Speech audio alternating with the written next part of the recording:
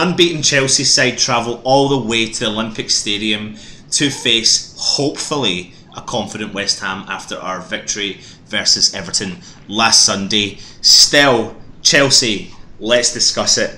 What are your thoughts on Chelsea? Yeah, they're in form. But if you look at the last 6 games we played against Chelsea, including the cup game, we've won 2, drawn 2, and lost 2. So yeah, they're a formidable side. We know they've rested quite a few players tonight from their European game, but I feel quite confident. I think we'll give Chelsea. I think the win we got last weekend, has given the team a real boost, much needed, and I think we'll go in against them quite confidently this weekend. Yeah, absolutely. You mentioned players that have been rested. One player that I think any team in the world will currently fear is Eden Hazard. He was rested tonight for Chelsea's Europa League tie. He is the Premier League's top goal scorer with 5 goals. He looks like he's potentially finding the form of his life. Is it perfect time to come up against a confident West Ham? Well, it shows the respect they've given us. They've rested him for so he's fit and ready for Sunday's game. So they know they're going to be in for a fierce fight. Yeah. But no, he is in form. You know, just when you thought that Hazard didn't really want to play for Chelsea and talk about him moving to Spain, etc., all of a sudden, as you just said, he's the Premier League top goal scorer. And he's a formidable force. Yeah, absolutely. And with his force moving forward, and on top of that, Giroud was rested tonight. Although Giroud did come on for 9-10 minutes at the end of the game, how do West Ham counteract that attacking force? Another player that was rested for Chelsea tonight was Kovacic. How do West Ham counteract these players that have been, rested midweek for the game coming up against us? Well, it depends on our midfield, doesn't it, mate? And I'm going to be really controversial in a minute, I know it, because I would not advocate playing the same midfield that played against Everton, against Chelsea.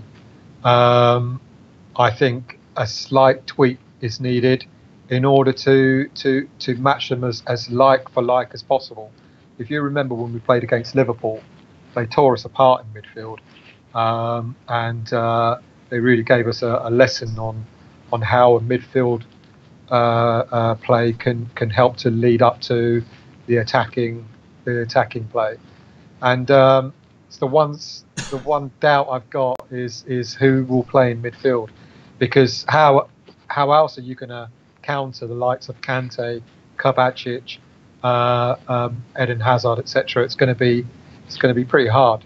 What is that tweak then? What if you had the choice still, you're in that changing room, what's the tweak you would like to make? You know it's going to be controversial, but I wouldn't play Noble. And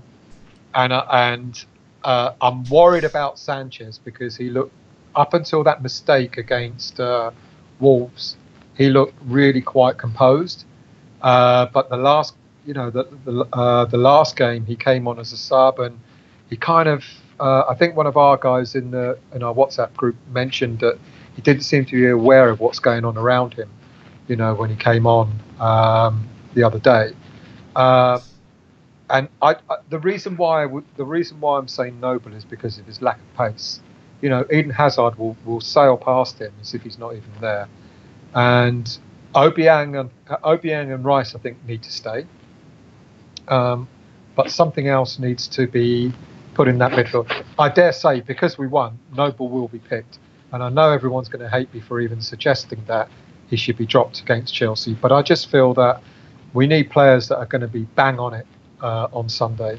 And they're going to have we need players who are going to have the ability, the pace to keep up with Chelsea's midfield. Because I think that's where... Sorry, go on, mate. I suppose the counter-argument for that, which many fans would probably say, would be, Mark Noble, when it comes to a London derby at home, he does raise his game. I mean, we've probably got good examples of that when he does raise his game. There's specific games. I mean, I'm on the same level as you still when it comes to Mark Noble's specific games. Has he got the legs? Probably not. But, thinking back to a couple of London derbies, Tottenham, couple of seasons ago under the lights. He just, wasn't performing well up until that game, and then he absolutely ran ragged through the whole game. Yeah, I don't deny it. He does raise his game for London derbies, and if he gets picked, and I'm guessing he will get picked, I hope he really raises his game on Sunday, because he's gonna need to be a proper leader out there on Sunday. He's going to really need to sort of be right on his game in order to combat what Chelsea are going to bring to us. Yeah. I know it sounds like a downer, and I don't mean it's not. But that's where the game's going to be won, because they've got so many skillful players in midfield.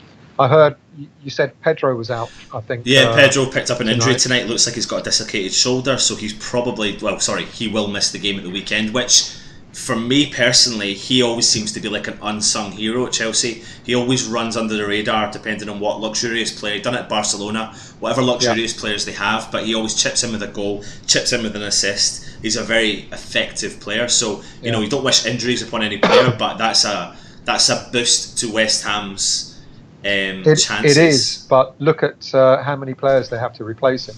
Yeah. Willian, Moses, various players that could easily sort of fill his boots and do a very, very good job as well. So you're right, Pedro's an excellent player, but they've got so much depth in their squad that they're going to bring in a player of the same quality. Yeah.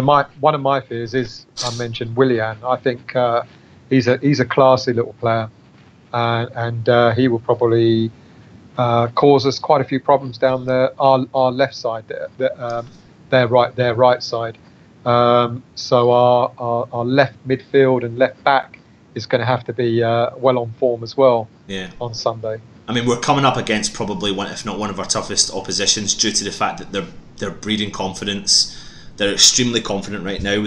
Some of their players are, even got the likes of Giroud, who's come off a World Cup win. He seems to be loving life under Chelsea, although I don't think he's starting every single game.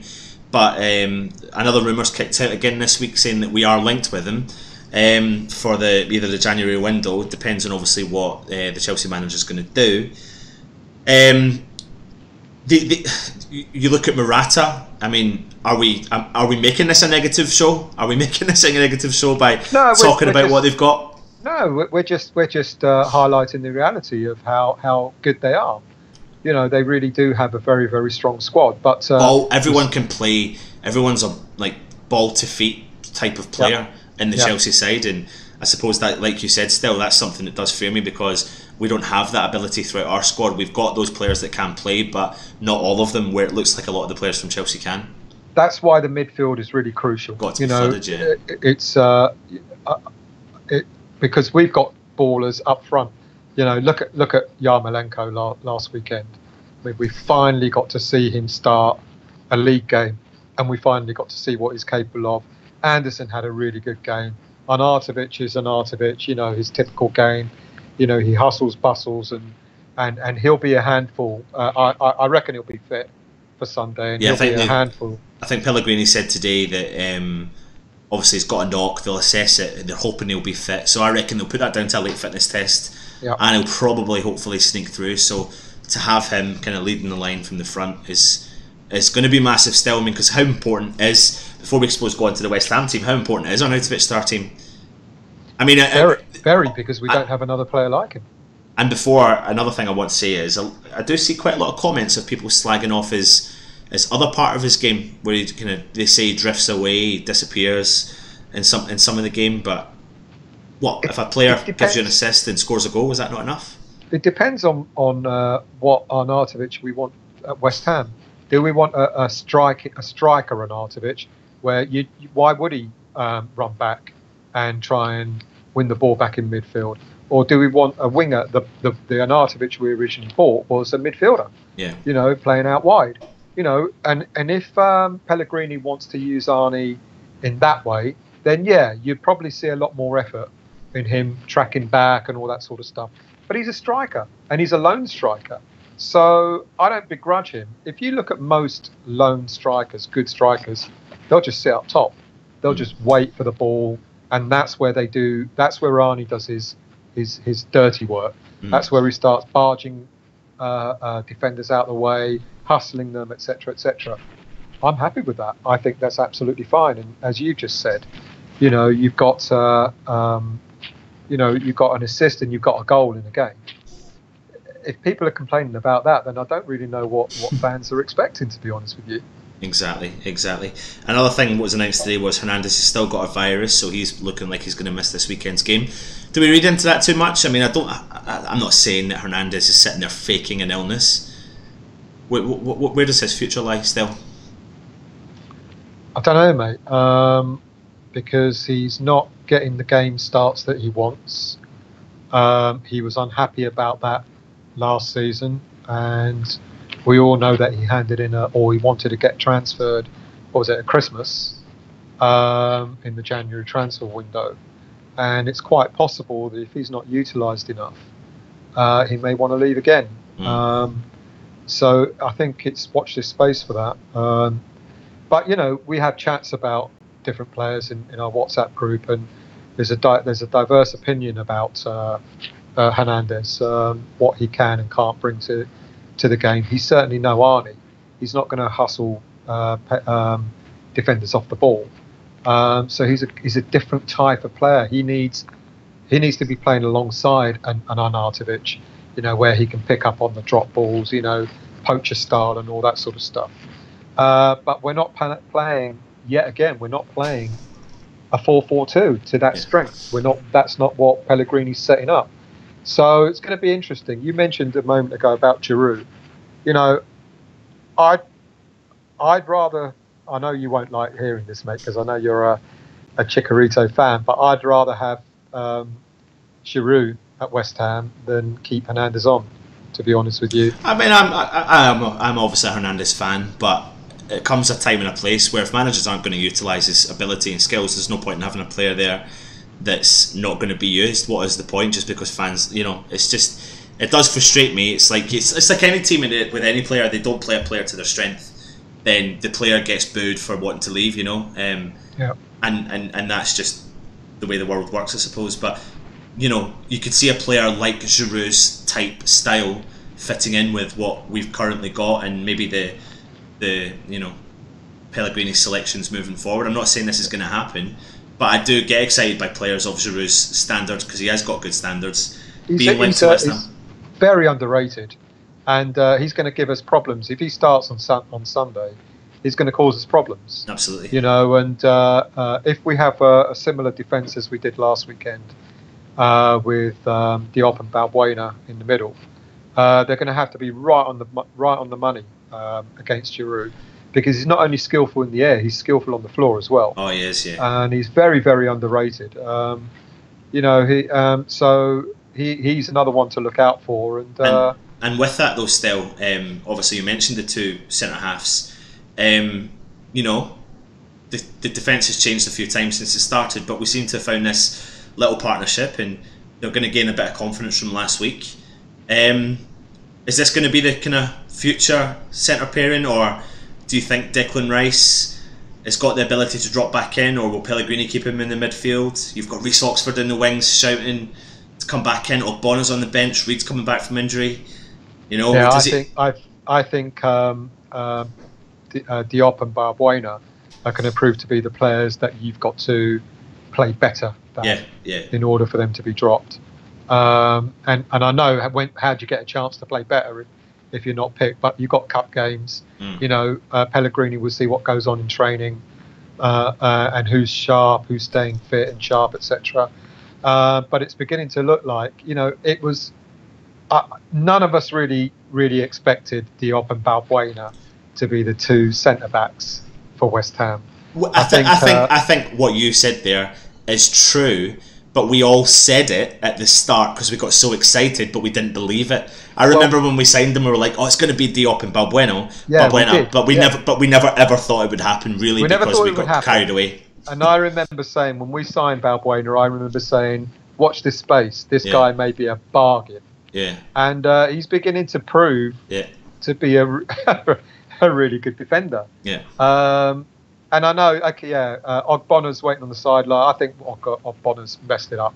You know, I'm an Oggy fan, as you know, but even I've got to admit that he has messed it up, and I wouldn't be surprised. Sorry, we're going off Chelsea, West Ham here, but I wouldn't be surprised if Oggy left soon, maybe in January, because as you said, you've got Reed coming back, you've got Oxford chomping at the bit, you've got Rice who can play in that position, but I think Rice will stay in midfield for a while yet.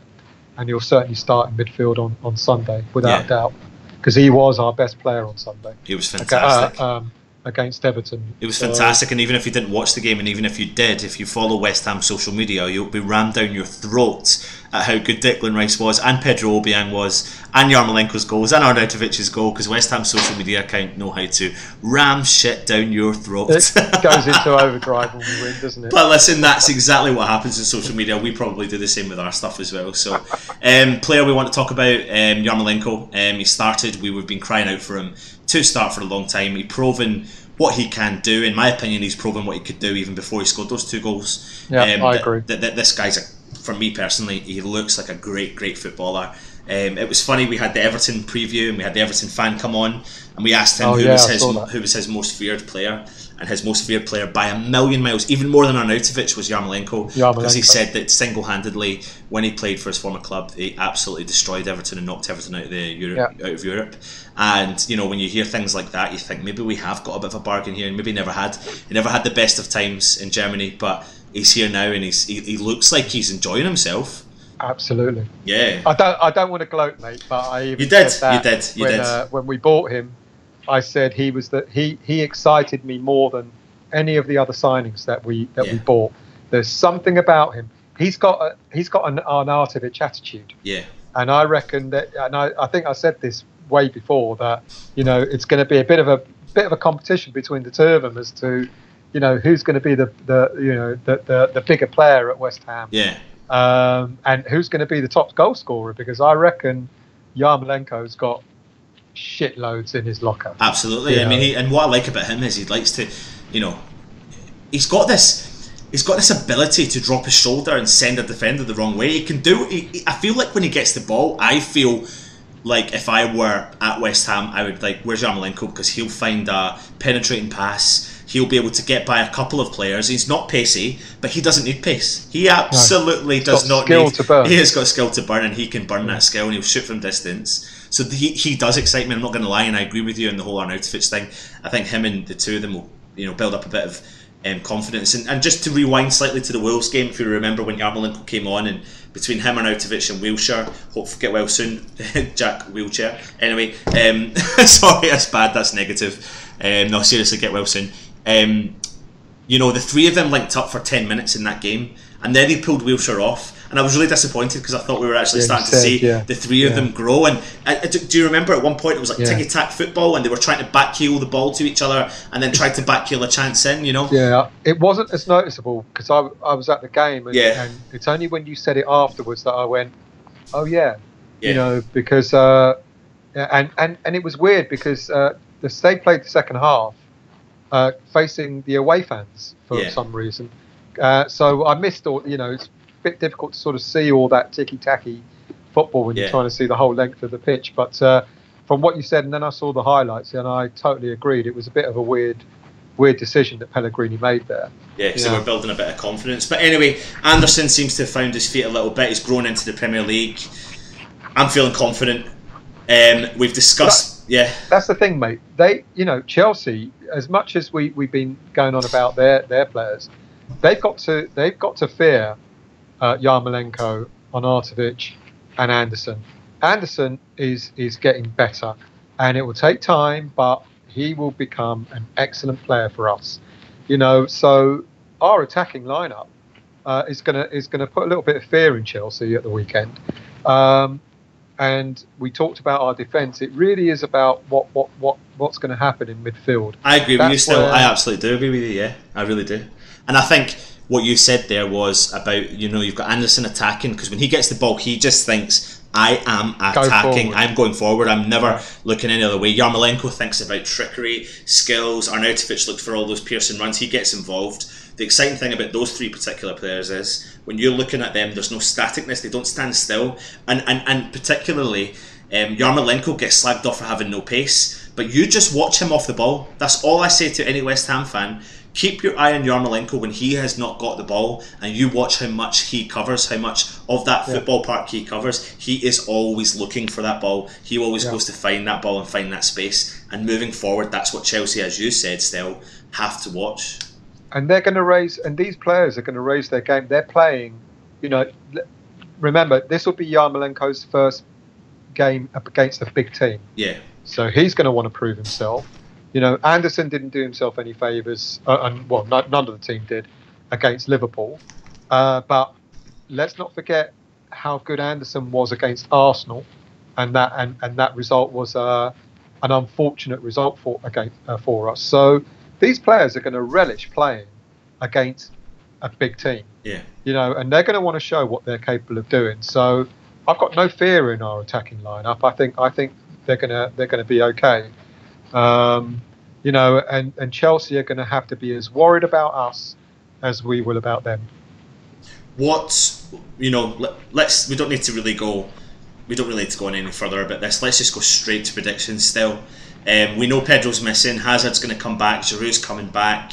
For West Ham, hopefully Arnautovic is fit. We've got confidence in our squad.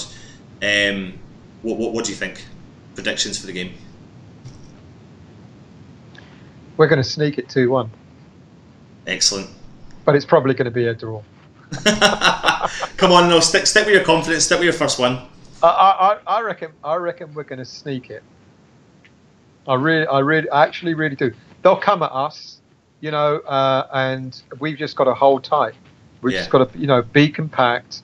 And we've done all right against Chelsea. Let's not forget we took 4 points off them last season.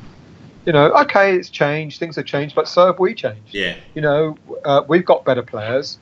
We've got a new system with a new manager, etc., just like they have. And we got 4 points off them last season. So I reckon I'm going with a 2-1. Yeah. No, good. I'm happy with that. I'll go for a 1-0 victory to West Ham. I'll take that. A clean sheet, and I think we will take that. A clean sheet in the Olympic Stadium, and let's just get behind her. Let's just get behind the lads. We've come off a great victory last weekend. Let's build upon this victory, get another 3 points under the belt. Even if it's a point, I suppose as West Ham fans we'll take it. But there's positives there. There has been positives all season. And we just need to keep on this momentum. Make sure you get your comments in below for the video. Make sure you have subscribed to our channel. You'll probably keep getting bored of us telling you that, but do it. We have so much exciting content coming out over the next few months. You will be seeing videos at the Supporters Club. Make sure if you are going to the games that you are signing up to become a member of the Supporters Club, because it's a great venue to go. Great West Ham chat, great West Ham company. 6 or 7 minutes walk from the stadium still. Cheap beer, £15 pictures, cheap food, good banter, good West Ham banter. We'll be there interviewing. See if you've ever been interviewed before. Bucket, just come on the show and just come on. Exactly. If anyone sees me, I think Dan and Matt will be there at the game this weekend. If you see us, just like that chap James did at the Bournemouth game, just come up to us, and if you want to have a quick chat and tell us your views and opinions about West Ham, by all means, we'll get the cameras rolling. Absolutely. Make sure you do it, guys. Obviously, we're in partnership with Umbro. We've got another exciting competition coming up, just waiting for confirmation from them. And if you do go to the Ribman of London, make sure you announce that you've gone to him via Irons United. You get a discount on a rib roll.